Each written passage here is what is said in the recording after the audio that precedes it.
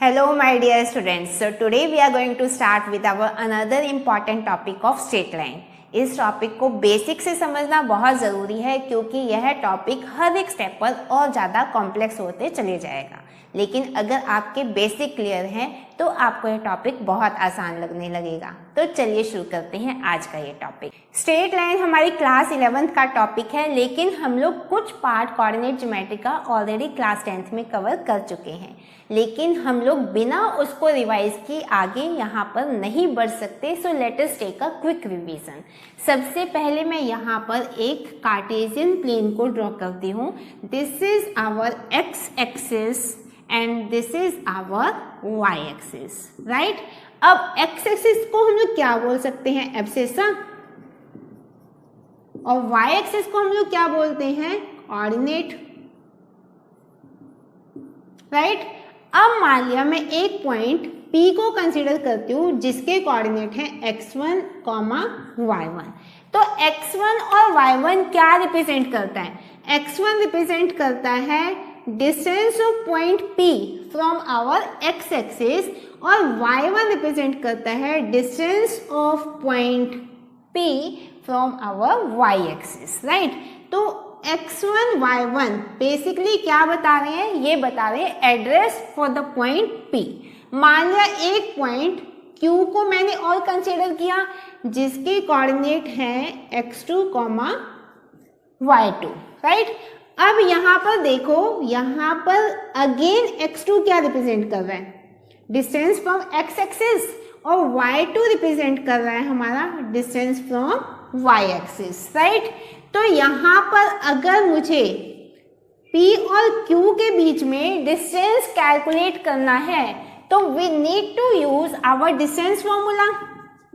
Distance formula हम लोगों ने ऑलरेडी क्लास 10th में पढ़ा है। So what is our distance formula, हम लोग ऑलरेडी पढ़ चुके हैं कि दो पॉइंट्स के बीच में जो डिस्टेंस होगा, यानी कि जो पी क्यू का डिस्टेंस है, that should be equal to root of x2 minus x1 square plus y2 minus y1 square, right. This is our distance formula. इसको हम लोग यहाँ पर विजुअलाइज भी कर सकते हैं। यहाँ देखो, आपकी ये एक राइट एंगल ट्राइंगल है। मान लिया मैं इस पॉइंट को O रिप्रेजेंट करती हूँ, ठीक है। तो POQ that will become a right angle triangle, जहां पर हमारा बेस का square plus perpendicular square should be equal to hypotenuse square.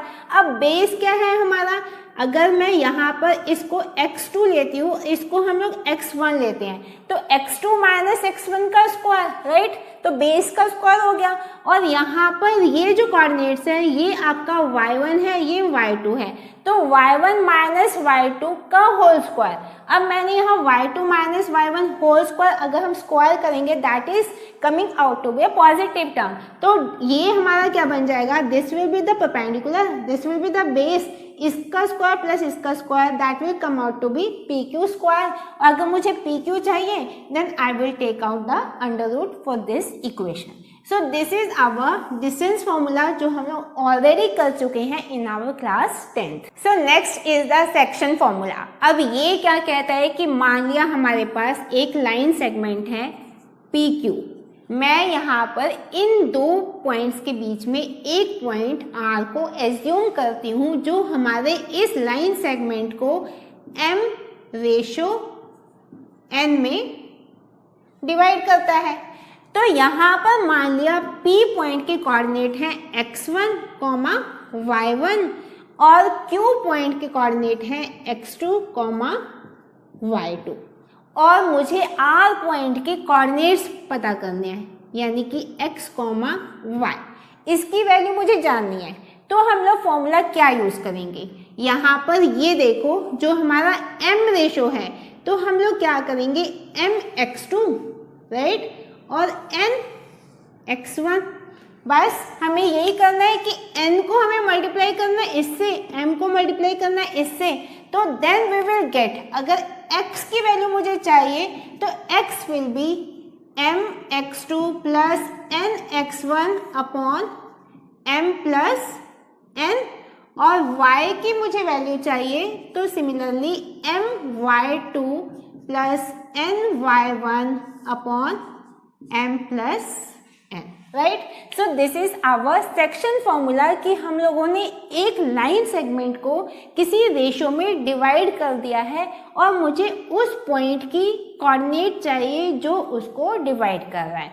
अगर मान लिया ये पॉइंट हमारा मिड पॉइंट होता, यानी अगर मेरा ये लाइन सेगमेंट है पी एंड क्यू और आर क्या है हमारा मिड पॉइंट है, तो हम बहुत इजीली, यानी कि ये जो है हमारी वैल्यू m/n 1:1 के रेशियो में हमारे डिवाइड कर रहा है। अगेन इसके कोऑर्डिनेट x1 y1 है और इसके कोऑर्डिनेट x2 y2 है और मुझे x और y की वैल्यू को कैलकुलेट करना है। तो बहुत सिंपल है, यहाँ पर m और n हमारा सेम हो जाएगा, तो हम लोग लिख सकते हैं x will be equal to x1 plus x2 upon 2 and y will be equal to y1 plus y2 upon 2.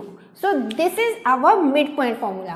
तो दो केसेस हमारे पास हो गए। एक केस में हमारा ये लाइन सेगमेंट इंटरनल हमारा यहाँ पर रेशो में डिवाइड कर रहा है और दूसरी केस में हमारे पास जो ये आर पॉइंट है वो इक्वली डिवाइड कर रहा है हमारे इस लाइन सेगमेंट पी क्यू को। अब एक तीसरा केस हम लोग कंसिडर कर सकते हैं कि मान लिया हमारा ये जो लाइन सेगमेंट है पी क्यू, ठीक है, अब मेरे पास एक पॉइंट आर है एक्सटर्नली, राइट, एक्सटर्नल पॉइंट है, तो मैंने क्यू आर को अगर मैं आगे बढ़ाती हूँ तो अब देखो यहाँ से पी से आर का जो डिस्टेंस है, अगर मैं इसको एम एज्यूम करती हूँ और क्यू से आर का जो डिस्टेंस है इसको हम एन एज्यूम करते हैं, राइट, ठीक है। तो हमारा जो रेशो है P R ratio Q R that is m ratio n, ठीक है। P के coordinate again x1 y1, Q के कोऑर्डिनेट हमारे x2 और y2 एज यूजुअल, ठीक है। R के कोऑर्डिनेट मुझे x, y ये मुझे फाइंड आउट करने हैं और हमें गिवन है क्या कि P R ratio Q R जो है एक्सटर्नल डिवीजन है that is m ratio n, right. So this is our external division. तो उस केस में हमें x और y के कोऑर्डिनेट अगर फाइंड करने हैं तो x will be equal, again हम लोग सेम प्रोसेस को फॉलो करेंगे। हमारा x coordinate that will be equal to, हम लोग क्या करेंगे, m को हम लोग मल्टीप्लाई करेंगे x2 और y2 से और n को हम लोग मल्टीप्लाई करेंगे x1 और y1 से, लेकिन यहाँ पर हम n को रिप्लेस कर देंगे माइनस ऑफ n से। तो x coordinate that will be equal to m x2 minus n x1 upon m minus n और हमारा y coordinate that will be equal to m y2 minus n y1 upon m minus n। तो ये हमारे coordinates आ जाएंगे when there is external division of our line segment P and Q by a point R externally in the ratio m:n। तो अब हमारे पास तीन यहाँ पर कंडीशंस मौजूद हैं। फर्स्ट है कि अगर हमारे पास एक लाइन सेगमेंट इंटरनली डिवाइड होता है इन द रेशियो m:n, तो we will use our class 10 formula. x और y कोऑर्डिनेट हम इजीली फाइंड कर सकते हैं। अगर हमारा r पॉइंट सेंट्रल पॉइंट है यानी मिड पॉइंट है of the line segment P Q, we will use our mid point formula. और अगर एक्सटर्नल डिवीजन है और अगर हमारा line segment P Q externally divided है with point r in the ratio m:n, तो उस केस में हम लोग हमारा एक्सटर्नल डिवीजन सेक्शन फॉर्मूला को यूज करेंगे, right. Next is the centroid of a triangle. अब सेंट्रोइड क्या होता है, जो हमारी एक ट्रायंगल होती है, अगर मैं मान लिया this is triangle A B C, यहाँ से ए से मैं बी सी पर एक मीडियन डालती हूँ। मीडियन क्या होता है, जो हमारे इस लाइन सेगमेंट बी सी को दो इक्वल पार्ट्स में डिवाइड करता है, बाइसेक्ट करता है, राइट। बी पॉइंट से अगेन मैंने एक मीडियन यहाँ पर डाला जो इस लाइन सेगमेंट को दो इक्वल पार्ट्स में डिवाइड कर रहा है, और सी पॉइंट से भी मैंने एक मीडियन यहाँ पर डाला ए बी पर जो इस लाइन सेगमेंट को भी इक्वल दो पार्ट्स में डिवाइड कर रहा है। So this will be our centroid. ये क्या है हमारा सेंट्रोइड, मान ली इसको मैं ओ लेट कर देती हूँ, राइट। तो यहाँ पर हमारे सेंट्रोइड का क्या फॉर्मूला होगा, मान लिया ए के कोऑर्डिनेट x1 y1 है, बी के कोऑर्डिनेट x2 y2 है और सी के कोऑर्डिनेट x3 y3 है। तो हमारे O पॉइंट यानी सेंट्रोइड के कोऑर्डिनेट हमें निकालने हैं। मान लिया उसके कोऑर्डिनेट x, y है, तो x के क्या कोऑर्डिनेट्स रहेंगे, x will be equal x1 plus x2 plus x3 upon 3 and y will be equal to y1 plus y2 plus y3 upon 3। तो इसे हम इजीली फाइंड आउट कर सकते हैं हमारे x और y coordinate of the centroid of our given triangle. और centroid of a triangle किसी भी मीडियन को 2:1 में डिवाइड करता है। अगर ये पॉइंट हमारा O है और इसको मैं A डैश ले लेती हूँ सपोज, तो हमारा AO ratio OA dash that will be equal 2:1, right. So this is the property of our centroid. ये हमारी साइड्स का क्या होगा, बाइसेक्टर होगा, क्योंकि मीडियंस है और हमारे मीडियन किस में डिवाइड होंगे, 2:1। ये भी आपका 2:1, ये भी आपका 2:1, right. So this is the property of our centroid. Next is the incentre of a triangle. तो इन सेंटर क्या होता है, अगेन मैं एक ट्रायंगल को कंस्ट्रक्ट करती हूँ यहाँ पर। This is our triangle ABC, right. A के कोऑर्डिनेट हम लोग x1 y1, बी के कोऑर्डिनेट x2 y2 और सी के कोऑर्डिनेट x3 y3, राइट। अब यहाँ देखो ए के ऑपोजिट, ए जो वर्टेक्स है उसके ऑपोजिट जो साइड है उसको हम लोग स्मॉल a से रिप्रेजेंट करते हैं, बी वर्टेक्स के ऑपोजिट साइड को हम स्मॉल b से रिप्रेजेंट करेंगे और सी वर्टेक्स के ऑपोजिट साइड को हम लोग स्मॉल c से रिप्रेजेंट करते हैं, राइट। अब यहाँ पर इन सेंटर क्या है, हम लोग बात कर रहे हैं यहाँ पर इन सेंटर। तो इन सेंटर क्या है, अगर मैं कोई भी एंगल इस ट्रायंगल के 2 एंगल्स का बाइसेक्टर ले लेती हूँ, 2 एंगल्स का बाइसेक्टर, ये एंगल इसके इक्वल है, ये एंगल इसके इक्वल है और ये भी इसका जो बाइसेक्टर होगा वो भी यहाँ पर आकर हमारा मीट करेगा, यानी कि internal bisectors of the 3 angles जहाँ पर जिस पॉइंट पर मीट करते हैं उसे हम क्या बोलते हैं, इन सेंटर। इसको मैं I से रिप्रेजेंट कर सकती हूँ, राइट। तो अब इस इन सेंटर के मुझे कोऑर्डिनेट चाहिए, मान लिया इसके कोऑर्डिनेट x, y है जो मुझे फाइंड आउट करने हैं। तो हम लोग क्या करते हैं, ये देखो जो हमारी स्मॉल a है उसको हम लोग इसके ऑपोजिट वर्टेक्स x1 से मल्टीप्लाई करेंगे, स्मॉल b को ऑपोजिट वर्टेक्स x2 से मल्टीप्लाई करेंगे और स्मॉल c को ऑपोजिट वर्टेक्स x3 से मल्टीप्लाई करेंगे। तो हमारे x के कोऑर्डिनेट आ जाएंगे, क्या आएंगे, ax1 plus bx2 plus cx3 upon a plus b plus c।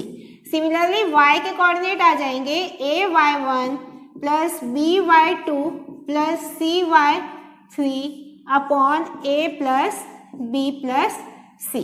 तो इस तरीके से हम लोग हमारे इन सेंटर के x और y कोऑर्डिनेट को बहुत आसानी से फाइंड आउट कर सकते हैं। अब बात करते हैं हम प्रॉपर्टीज ऑफ इन सेंटर की। मान लिया हम AI लाइन को आगे एक्सटेंड कर देते हैं two point D on the side BC।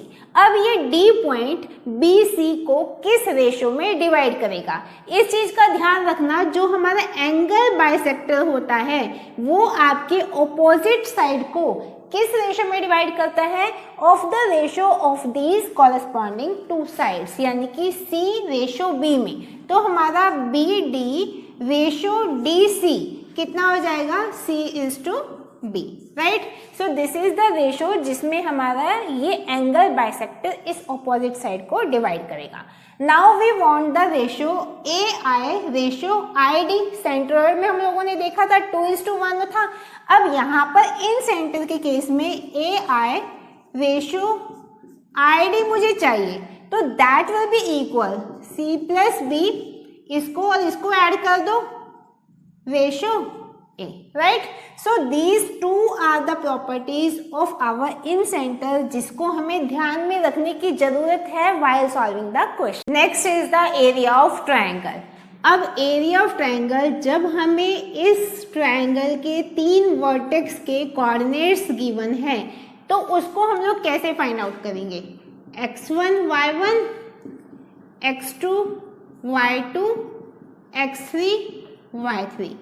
Class 12th में इसको हम लोगों ने कैलकुलेट किया है using determinant method. Class 10th में हम लोग ऑलरेडी इसका फॉर्मूला पढ़ चुके हैं. Area of a triangle that is given by 1/2 mod. Mod को हम लोग इसलिए लेते हैं क्योंकि we want to have the positive value of the area.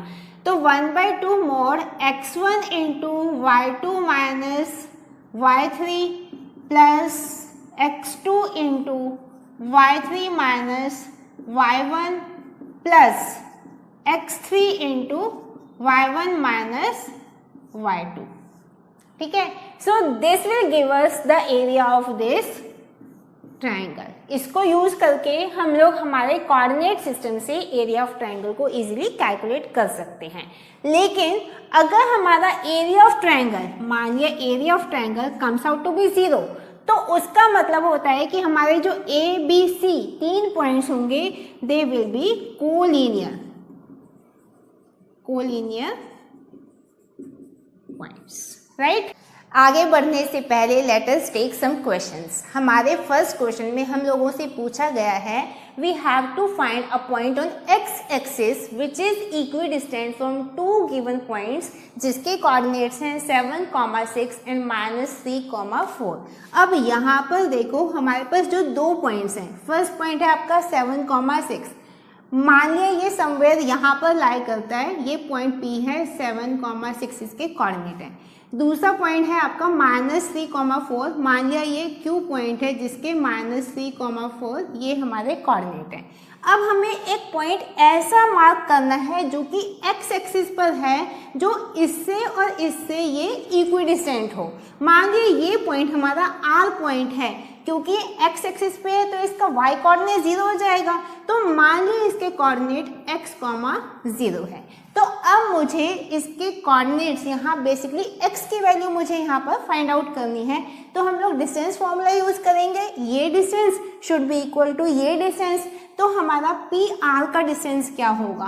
P R will be root of 7 minus x का स्क्वायर प्लस 6 माइनस 0 का square. और हमारा क्यू आर वो आपका क्या हो जाएगा? रूट ऑफ -3 माइनस एक्स का स्क्वायर प्लस 4 माइनस 0 का स्क्वायर, राइट. अब हमारे पास ये दोनों डिस्टेंस क्या है? इक्वल है. तो we can say root of 7 minus x whole square plus 6 का square that is equal root of -3 minus x का स्क्वायर प्लस 4 स्क्वायर. ठीक है, रूट से आपका रूट कैंसिल आउट हो जाएगा. अब इसको हम ओपन करेंगे तो 49 plus x square minus 14x plus 36 that is equal to ये हमारा आ जाएगा 9 प्लस एक्स स्क्वायर प्लस ये हमारा आएगा again 6x plus 16. X square से एक्स स्क्वायर कैंसिल आउट हुआ. अब इसको सॉल्व करेंगे तो 49 plus 36 that is 85 minus 14x equal 9 plus 16 is 25 plus 6x. तो दिस विल गिव आउट अस, इसको हम इधर ले जाते हैं तो 20x, इसको इधर लेके आएंगे तो 60 इक्वल टू 20x या फिर x की वैल्यू आ जाती है हमारी 3. तो हमारे कोऑर्डिनेट क्या आ जाएंगे r के? 3, 0. So this is the point which is equidistant from the 2 points 7, 6 and -3, 4 which lie on our x-axis. In our next question we are given the 3 vertices of an equilateral triangle, जिसमें से पहला vertex हमारा है 0, 0 यानी कि origin पर है, दूसरा 3, 0 एंड थर्ड वर्टेक्स है हमारा xy and we have to find the value of x and y. अब अगर हम एक equilateral triangle A B C इसको लेट करते हैं तो मान लिया हमारा इसका वर्टेक्स 0,0 है, इसका हमारा 3,0 है, इसका हमारा x, y है। ठीक है, अब मुझे यहाँ पर इक्विलेटरल ट्रायंगल है तो सारी साइड्स हमारी इक्वल होंगी। सबसे पहले हम वैल्यू फाइंड करेंगे बी सी की, that will be equal 0 - 3 square plus 0 - 0 square. Distance formula आप लगाएंगे, that will come out to be 3 unit, right. अब हमारी एक साइड आ गई, अब ए बी की वैल्यू फाइंड करो, A B that is equal to x - 0 square plus y - 0 square का रूट, जो हमारा किसके इक्वल हो जाएगा, equal to x² plus y² का root, and that is equal to, ये साइड हमारी इसके इक्वल है क्योंकि ऑल साइड्स इक्वल हैं, और सी बी की साइड कितनी है हमारी 3 है, तो x² प्लस y² का root that is equal to 3, या हम लिख सकते हैं x² प्लस y² इक्वल 9। ये हमारी फर्स्ट इक्वेशन आ जाती है। नेक्स्ट इक्वेशन के लिए हम लोग ए सी लेकर चलेंगे, तो ए सी क्या हो जाएगा हमारा, रूट ऑफ x - 3 का स्क्वायर प्लस y - 0 का स्क्वायर, जो कि अगेन किसके इक्वल होगा, x² प्लस y² के रूट के इक्वल। इसको सॉल्व कर लेते हैं, तो ये आपका x² plus 9 - 6x plus y² का root equal x² plus y² root के हो जाएगा। स्क्वायर रूट से स्क्वायर रूट हमारा कैंसिल आउट हो जाएगा। यहाँ पर आप देखो हमारे y² वाली टर्म्स ये भी कैंसिल आउट हो रही है। अब हमारे पास x², ये टर्म्स भी हमारी कैंसिल आउट हुई, तो हमारे पास बचा क्या, 6x इक्वल टू 9, जिसके एवरेज में x इक्वल टू 9/6 यानी कि 3/2। x की वैल्यू हमारे पास 3/2 आ गई। और नेक्स्ट अब फर्स्ट इक्वेशन में अगर हम x की वैल्यू को पुट कर देते हैं, यहाँ लेकर आओ 3/2 का स्क्वायर प्लस y² इक्वल 9, या फिर y² इक्वल 9 माइनस ये आ जाएगा आपका 9/4, that is equal to y² की वैल्यू 9 माइनस 9/4। इसको अगर हम लोग सॉल्व करते हैं, मान लिया मैं इसको यहाँ सॉल्व करती हूँ, तो y² that will be equal to 36 minus 9 27/4 आ जाएगा, जिसके एवरेज में y की वैल्यू आ जाएगी प्लस माइनस 3√3/2। तो हमारे पास x और y के दो कोऑर्डिनेट्स आ गए। x की वैल्यू आई हमारे पास 3/2 और y की value I plus minus 3√3/2। So these two are the coordinates of our third vertex, right? In our next question, we have to find a point on the line through A, जिसके coordinate given है -5, -4 and B, जिसके coordinates हैं 2, 3, that is twice as far from A as from B. तो मान लिया हमारे पास दो points हैं यहाँ पर A और B, राइट? A के कोऑर्डिनेट हमें गिवन है -5 और -4 और B के कोऑर्डिनेट्स हैं हमारे पास 2, 3। अब यहाँ पर हमारे पास दो कंडीशंस हो सकती हैं। मान लिया we take one point P over here, जो कि AP का जो डिस्टेंस है AP equal twice of PB, तो यानी 2:1 की रेशो में हमारा ये लाइन सेगमेंट डिवाइड हो जाता है।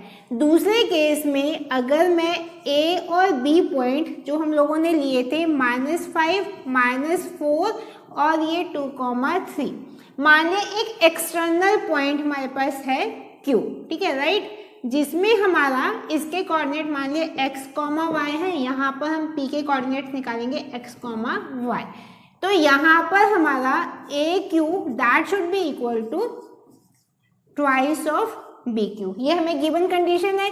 इसका मतलब ये रेशो हमारा क्या है, 2 है, और ये हमारा 1, 2:1 की रेशो में डिवाइड हो जाता है। तो सबसे पहले हम इंटरनल डिवीजन से देखते हैं हमारे x, y के कोऑर्डिनेट क्या आ सकते। अब हम हमारे सेक्शन फॉर्मूला को यूज करेंगे, तो हमारा x क्या हो जाएगा, mx2 plus nx1 upon m plus n, यही हम लोगों ने पढ़ा। तो यानी 1 जो है उसको मल्टीप्लाई करेंगे a के कोऑर्डिनेट से और 2 को मल्टीप्लाई करने वाले हैं b के कोऑर्डिनेट से। तो हम यहाँ करेंगे 2 × 2 that will be equal 2 into 2 plus 1 into -5 upon 2 plus 1 that is 3। ये आपका आ जाएगा 4 माइनस 5 अपॉन 3 यानी कि -1 अपॉन 3। एक्स की वैल्यू आई हमारे पास -1/3। वाई की वैल्यू निकाल लेते हैं my2, तो m की वैल्यू हमारे पास क्या है 2 इंटू 3, तो that will be equal to 6 plus 1 into -4 upon m plus n that is 3। ये आ जाएगा हमारे पास 2/3। y की वैल्यू आ जाएगी 2/3। तो इस केस में अगर इंटरनली ये डिवाइड करता है हमारे ए बी लाइन सेगमेंट को इन द रेशियो 2:1, तो x के कोऑर्डिनेट आ जाएंगे हमारे पास -1/3 और y के कोऑर्डिनेट आ जाते हैं हमारे पास 2/3। लेकिन अगर ये एक्सटर्नल डिवीजन है जहां पर हम कह सकते हैं AQ equal twice of BQ, तो उस केस में हम लोग क्या करते हैं n को हम लोग रिप्लेस कर देते हैं -n से, तो वहां पर हमारे x के कोऑर्डिनेट क्या हो जाएंगे, यहाँ पर 4, यहाँ पर ये -5 था तो +5 हो जाएगा, +5 अपॉन यहाँ पर m-n, तो that will be equal to 2 - 1 equal to 1। तो x के कोऑर्डिनेट आए 9 और y के कोऑर्डिनेट आ जाएंगे हमारे पास 6 + 4 अपॉन 2 - 1 10। तो हमारे पास 9, 10 ये हमारे पास जो कोऑर्डिनेट सिस्टम आया ये है अगर हम लोगों ने लाइन सेगमेंट को एक्सटर्नली डिवाइड किया है इन द रेशियो 2:1, लेकिन इंटरनली डिवाइड करने पर हमारे पास x के कोऑर्डिनेट आते हैं -1/3 और y के कोऑर्डिनेट आते हैं 2/3। इन आवर नेक्स्ट क्वेश्चन हम लोग को गिवन है 2 वर्टिसेस ऑफ अ ट्रायंगल और उस ट्रायंगल का सेंट्रोइड गिवन है and we have to find the third vertex. मान लिया अब हमारे पास जो ट्रायंगल है इसके 3 वर्टिसेस A B C, यानी हमारे पास अगर A की वैल्यू 3, -5 गिवन है 3, -5, B की वैल्यू -7, 4 और सेंट्रोइड क्या होता है जहां पर हमारे मीडियंस मिलते हैं। Let this point be O और O के हमें कोऑर्डिनेट गिवन है 2, -1 और हमें फाइंड करना है C के कोऑर्डिनेट्स। मान लिया इसके कोऑर्डिनेट हैं हमारे x, y। अब हमें सेंट्रोइड के कोऑर्डिनेट्स पता है कि सेंट्रोइड के कोऑर्डिनेट क्या होते हैं, that is equal to x equal x1 plus x2 plus x3 upon 3 और y equal y1 plus y2 plus y3 upon 3। अब यहाँ पर सेंट्रोइड के कोऑर्डिनेट x कोऑर्डिनेट कितना है हमारे पास 2, that is equal to x1 हम यहाँ पर -7 पुट कर लेते हैं +3 plus x, -7 + 3 plus x upon 3, तो that will be equal -4 plus x upon 3, जिससे आपका आ जाएगा 3 2 यहाँ पर 6 आ जाएगा इक्वल -4 प्लस x या फिर x इक्वल 10। x की वैल्यू हमारे पास क्या आ गई 10 आ गई। सिमिलरली हम y की वैल्यू निकाल सकते हैं। यहाँ पर आपको सेंट्रोइड का y कोऑर्डिनेट गिवन है -1, तो -1 will be equal y1 that is 4 -5 कितना हुआ 4 -5 -1 हुआ प्लस y अपॉन 3, राइट। इसको इधर लेकर आओगे तो -3 हो जाएगा, -3 इक्वल -1 प्लस y, इसको इधर लेकर आओगे तो ये आपका -2 आ जाएगा, तो y के कोऑर्डिनेट आ जाएंगे -2। तो these are the 2 coordinates x and y। x की वैल्यू है 10, y की वैल्यू है -2 for our third vertex C। Next question हम लोग को गिवन है 3 वर्टिसेस ऑफ अ ट्रायंगल जिसमें मुझे इन सेंटर कैलकुलेट करना है। तो incentre of a triangle क्या होता है, जहां पर हमारे एंगल बाइसेक्टर्स आकर मिलते हैं उसे हम बोलते हैं इन सेंटर ऑफ अ ट्रायंगल। तो मान लिया A B C ये 3 वर्टिसेस है जिसके कोऑर्डिनेट्स हम लोग को गिवन है -36,7, B के कोऑर्डिनेट है 20,7 और C के कोऑर्डिनेट है 0,-8 और मुझे इस इन सेंटर I के कोऑर्डिनेट मुझे यहाँ पर चाहिए। तो आई के कोऑर्डिनेट फाइंड करने के लिए we have to compute the sides, क्योंकि ए के ऑपोजिट मुझे स्मॉल ए चाहिए, बी के ऑपोजिट स्मॉल बी चाहिए और सी के ऑपोजिट मुझे स्मॉल सी चाहिए। तो तीनों साइड्स हम लोग को यहाँ पर चाहिए, क्योंकि हमारा अगर हम फॉर्मूला लगाएंगे इन सेंटर का तो we need to have this three sides. तो सबसे पहले हम ए बी की वैल्यू को फाइंड आउट करेंगे। तो हम क्या करेंगे, 20 माइनस 36 दैट इज 56 का स्क्वायर प्लस 7 माइनस 7 0 का स्क्वायर रूट, तो ये आपके पास आ जाएगा 56। देन AC हम लोग कैलकुलेट करेंगे, AC क्या आ जाएगा आपके पास 0 माइनस 36 दैट इज 36 का स्क्वायर, ठीक है, प्लस माइनस 8 माइनस 7 माइनस 15 का स्क्वायर रूट। 36 का स्क्वायर कितना होता है 1296 प्लस 225 का रूट, इसको कैलकुलेट करेंगे 6 प्लस 5 11, यहाँ पर ये 12 1 कैरी ओवर किया, ये 5 देन 1 का रूट, ठीक है।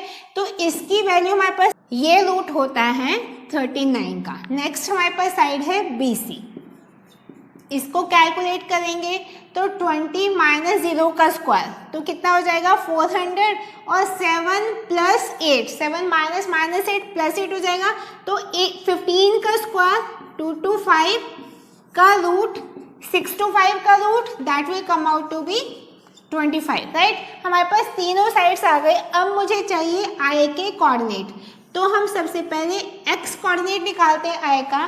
क्या होता है हमारा ए को हम लोग मल्टीप्लाई करेंगे x1 से plus B x2 plus C x3 upon a plus B plus C, right. यही करते हैं, इसको सॉल्व करते हैं। तो x के कोऑर्डिनेट निकालने के लिए a इंटू x1, a की वैल्यू हमारे पास क्या है 25 into minus 36 25 into minus 36 plus bx2, b की वैल्यू है हमारे पास, ac की वैल्यू है हमारे पास 39 इंटू 20 और c के कोऑर्डिनेट x कोऑर्डिनेट हमारे 0 है, तो इसको इसे मल्टीप्लाई करेंगे that will come out to be 0 upon a plus b plus c।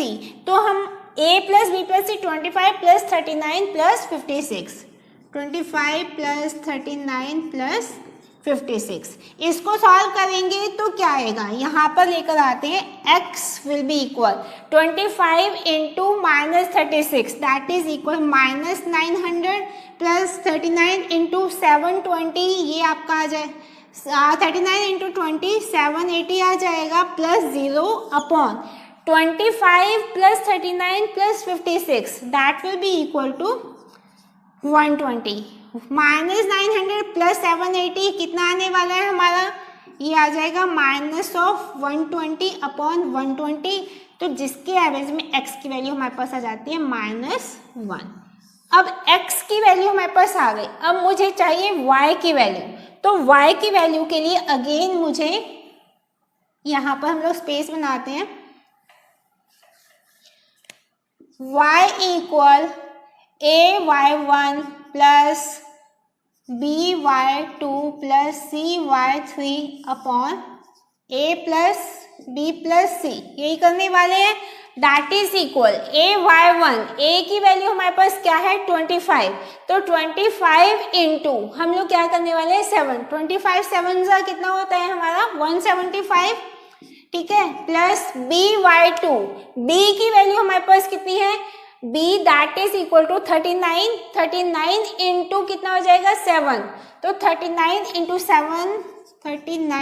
7 अभी हम इसको एज इट इज लिख लेते हैं, प्लस c की वैल्यू है हमारे पास 56 into minus 8 56 into minus of 8 divided by a plus b plus c करेंगे हम, ठीक है। तो a plus b plus c कितना हो जाएगा 25 प्लस 39 प्लस 56, राइट।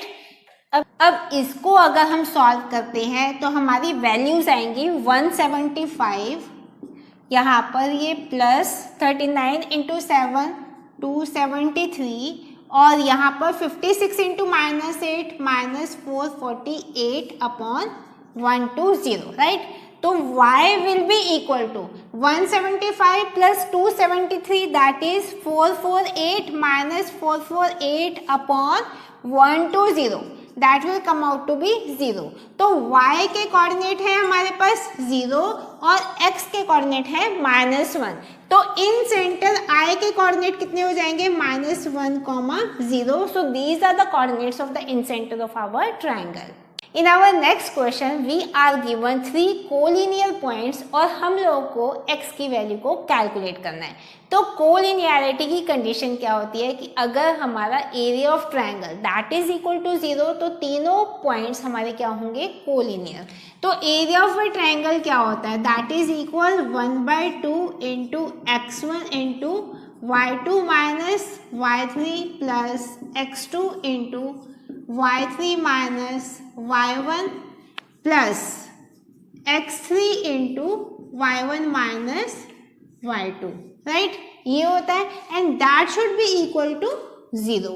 अब हम यहाँ पर वैल्यूज पुट कर देते हैं तो हमारी 1/2 इंटू x1 के कोऑर्डिनेट क्या है? अगर मैं x1 इसको कैलकुलेट कर लेती हूँ x into y2 minus y3 7 minus 11 कितना होगा हमारा? -4, राइट, प्लस x2 की वैल्यू क्या है? 5। तो 5 इंटू y3 माइनस y1 तो y3 है हमारा 11 माइनस ऑफ -1 तो +1 हो जाएगा तो 12 आ जाएगा, प्लस x3 है हमारा 8 into y1 minus y2 -1 -7 that is -8, right. अब इसको सॉल्व कर लेते हैं that should be equal to 0। अब इसको सॉल्व करेंगे 1/2 को हम लोग इधर ले जाएंगे तो 0 ही हो जाएगा। ये हमारा -4x plus 60 minus 64 equal 0 -4x minus 4 equal 0 या फिर इसको लिखेंगे x equal to -1। So the required value of x that will be equal to -1 जो हमें यहाँ पर गिवन है कि find the value of x if the point x, -1। तो यहाँ पे x की वैल्यू क्या आ गई हमारे पास? -1। Another important concept is locus. अब लोकस क्या होता है? Locus is actually the path traced by a point under given conditions. मान लिया हमारे पास एक P पॉइंट है जो कि मूवेबल है। मैं कहती हूँ कि एक दूसरा पॉइंट C है। This point P it should move in such a manner कि हमारा C और P के बीच में जो डिस्टेंस है दैट शुड रिमेन कांस्टेंट। इसका मतलब क्या है कि जो C पॉइंट है दैट इज कांस्टेंट और P पॉइंट हमारा मूवेबल है। तो P पॉइंट हमारा कैसे पाथ ट्रेस करेगा? It will trace the path like this, यानी कि एक सर्कुलर मैनर में ये अपना पाथ ट्रेस करेगा सच दैट कि जो हमारा C और P का जो डिस्टेंस है हर मोमेंट पे वो आपका क्या रहेगा? फिक्स रहेगा, ठीक है। This will B P। Her moment पे ये डिस्टेंस आपका क्या आ रहा है? फिक्स आ रहा है। तो दिस इज P और ये distance that is given by the radius of this circle. तो इस P पॉइंट का लोकस क्या हुआ? That is the circular path around the centre C with radius R। समझ आया? अगर मैं एक और यहाँ पर पॉइंट ले लेती हूँ P, राइट। तो यहाँ पर हमें 2 फिक्स पॉइंट्स गिवन है, मान लिया A और B, और हमें बोला गया है कि this point P should move in such a way that it's distance from point A and point B remains constant. अब देखो ये AB जो है इसने बोला है कि जो ये PA और PB का जो डिस्टेंस है वो हमेशा हमारा सेम रहना चाहिए। तो P का क्या लोकस होगा? It will move around the perpendicular bisector of the line joining AB। कहीं पर भी ये जाएगा तो आपका PA और PB का डिस्टेंस क्या रहेगा? It will remain same, right. तो लोकस समझ आया? तो P का लोकस क्या है? Perpendicular bisector of the line segment AB। एक और एग्जांपल लेते हैं। मान लिया मैं कहती हूँ ये हमारा कोऑर्डिनेट सिस्टम है, x एक्सिस, y एक्सिस, यहाँ पर एक P पॉइंट है, राइट। अब मुझे गिवन है कि ये P point should move in such a way कि इसका डिस्टेंस x एक्सिस से कांस्टेंट रहे। मान लिया B हम कोई एक वैल्यू ले लेते हैं small b, that is a constant term. तो अगर मेरे को ये डिस्टेंस कांस्टेंट चाहिए, स्मॉल b चाहिए, तो P कैसे मूव करेगा? It will move in a straight line parallel to x axis. कहीं पर भी जाएगा तो इसका जो डिस्टेंस रहेगा वो हमारे x एक्सिस से दैट विल रिमेन सेम। ठीक है, तो locus of this point P that will be the straight line parallel to x axis at a distance b from our x axis. तो समझ आया कि लोकस क्या होता है? Locus is actually the path covered by the point under given certain geometrical conditions, that is locus. So now what is equation of locus?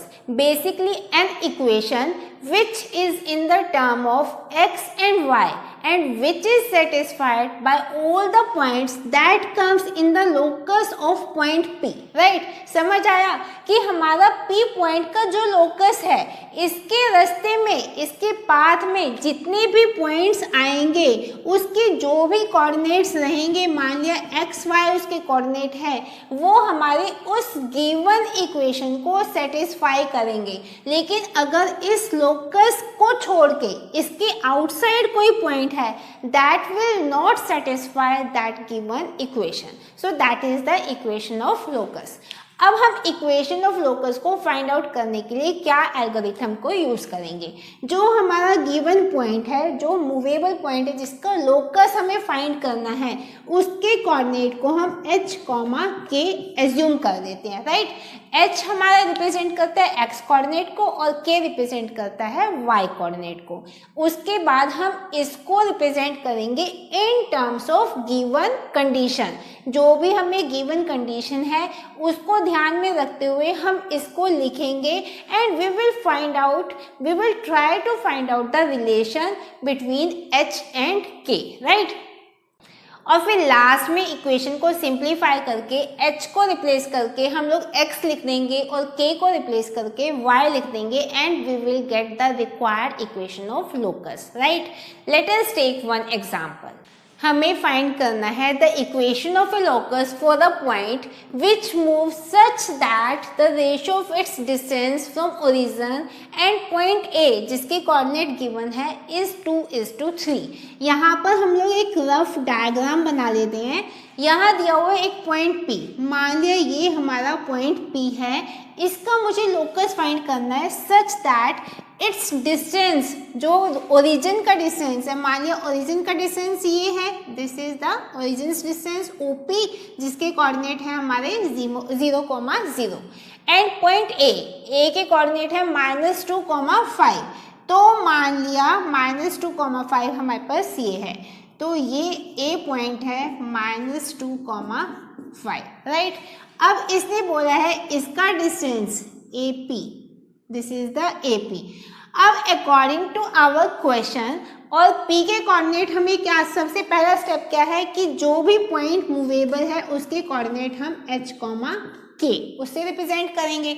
अब इसने बोला है कि find the equation of the locus of the point which move such that ratio of distance from origin, यानी कि OP upon AP, ठीक है, that is equal to कितना गिवन है, 2:3, राइट?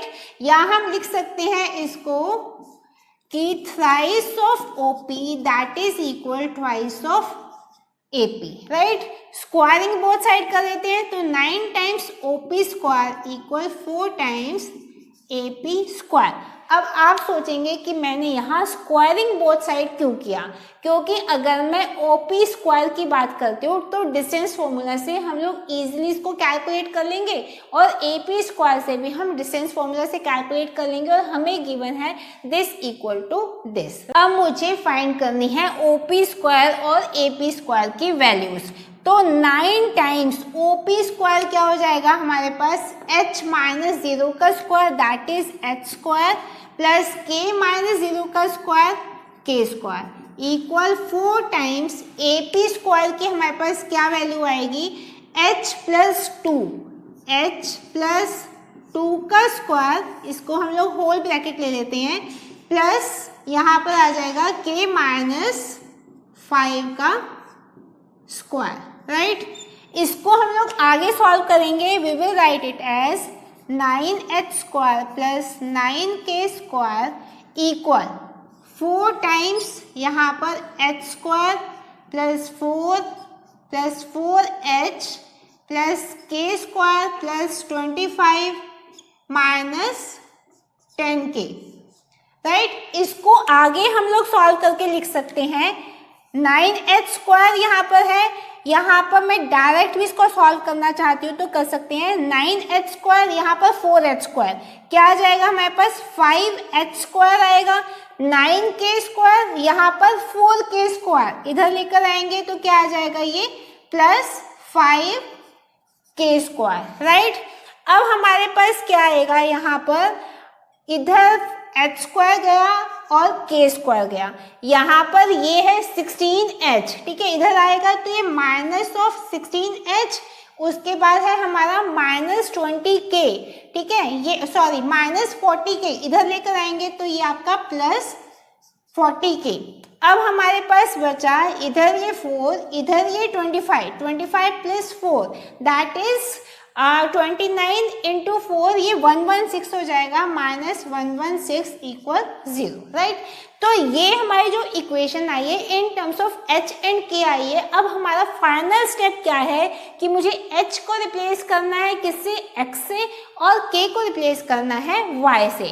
तो हमारी फाइनल इक्वेशन ऑफ लोकस वो हमारी क्या आ जाएगी, 5x square then plus 5y square minus 16x plus 40y minus 116 equal 0. So this is our required equation of locus. In our next question हम लोग को given है a road of length 2L that slides between two perpendicular lines and we have to find the locus of its middle point.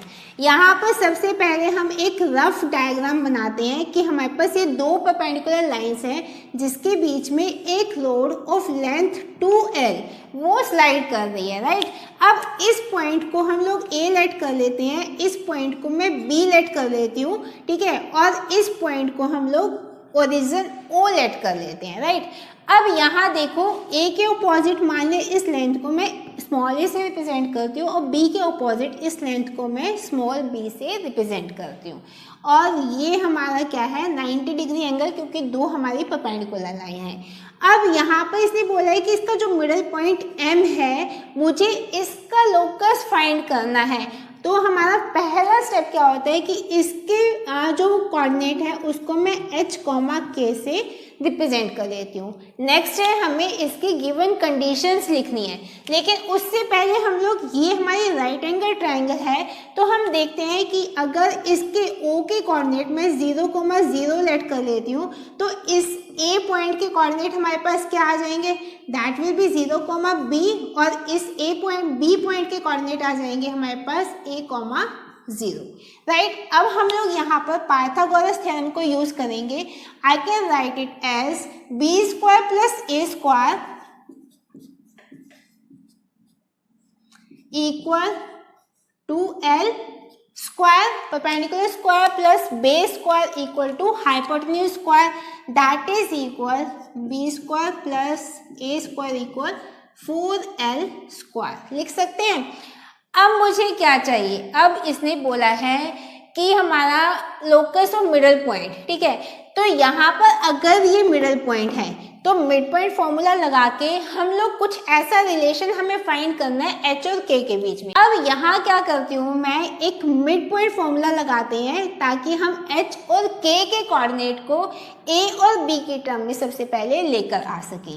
तो हमारे पास h will be equal, h क्या है हमारा x coordinate है तो 0 प्लस a अपॉन 2, यानी a की value आ जाती है हमारे पास 2h, राइट। और k इक्वल, k के हमारे कोऑर्डिनेट क्या रहेंगे, k will be equal to b plus 0 upon 2, तो b अपॉन 2, तो इसके एवरेज में b हमारा आ जाता है 2k, राइट। अब मुझे क्या करना है, अब मुझे पता है a square plus B square equal to 4l square था, बस हम लोगों ने रिलेशन यहाँ पे बना देना है। a की वैल्यू को हम लोग 2h पुट करेंगे, b की वैल्यू को 2k पुट करेंगे, तो 2k का स्क्वायर प्लस 2h का स्क्वायर इक्वल 4l स्क्वायर, ठीक है। अब यहाँ पर हम लोग क्या करेंगे, 4k square plus 4h square equal 4l square, जिसके एवज में हमारे पास इक्वेशन आ जाएगी k square plus h square, k square plus h square equal l square. अब मुझे क्या करना है, लास्ट स्टेप, k को हम लोग रिप्लेस करने वाले हैं y से और h को रिप्लेस करने वाले हैं x से, तो हमारी गिवन इक्वेशन ऑफ लोकस आ जाएगी x square plus Y square, h को मैंने x से रिप्लेस किया है और k को मैंने y से equal to l square, right? This is our required equation of locus. So this was all about the basics of coordinate geometry, जो हम लोग ऑलरेडी क्लास 10th में कवर कर चुके हैं, लेकिन आज हम लोगों ने पूरा कॉन्सेप्ट दोबारा अच्छे से रिवाइज किया है। आई होप आप सबको बिल्कुल क्लियर हुआ होगा, and we will take the new concepts of straight line in our next video. So see you in my next video, till then bye.